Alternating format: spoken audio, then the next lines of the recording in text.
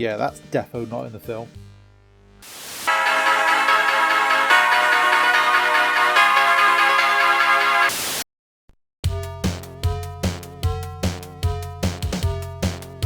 You'd have thought that James Bond and video games would be a match made in heaven, rather than a we got it right once, just the once kind of deal. Especially in the 80s when publishers were pumping out all sorts of licensed games like they were going out of fashion. But not so with Bond. Yeah, we had a couple of releases for the two Timothy Dalton films, whose face is plastered all over the title screen of this game, but that was back in the late 80s.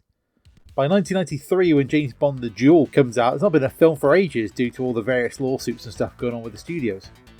In fact, do you know what the next Bond game released after this game is? GoldenEye! Yeah, GoldenEye on the Nintendo 64. How's that for a hard reminder of the passage of time? 2 or 3 years before this, we're on the Specky. 2 or 3 years on from this, and it's dual-wielding, 3-pronged analog controllers gunning down fools on a train. But anyways, those logos at the beginning do not inspire confidence because it's those lads at the Kremlin again.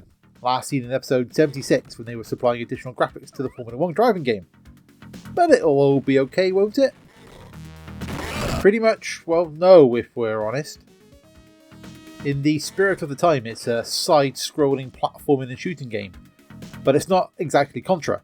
You just kind of go around taking out these bad guys who are way more accurate and aggressive than the usual Bond henchmen are. And it's all right, you know. It looks all right, it plays all right, it looks all right. Said that twice. I mean, the animation on Bond is almost good, but the backgrounds are pretty confusing in that they hide the bad guys in their small bullets a lot. They're real pain to get around rather than helping the game be fun. And you know, that's about it. Walk and shoot and jump around a bit, rescuing these random ladies. All very average, which is reflected in the scores. 77 for graphics, 76 for sound, 69% overall.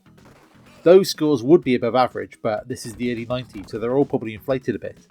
So if we're fully using the breadth of the 100% scale, this should be around a 50%er. So I think we're going to have to mark this one down as a maybe.